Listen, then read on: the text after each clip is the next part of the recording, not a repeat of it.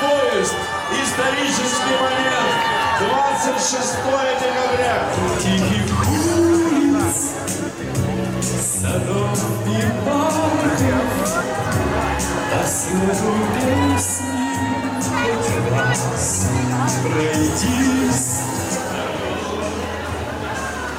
Москва, Симферополь.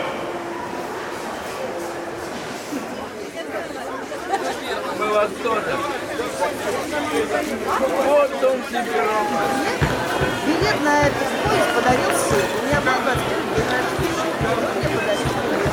Мам, я говорю, я так хочу по Минску в Москву на первом поезде проехать.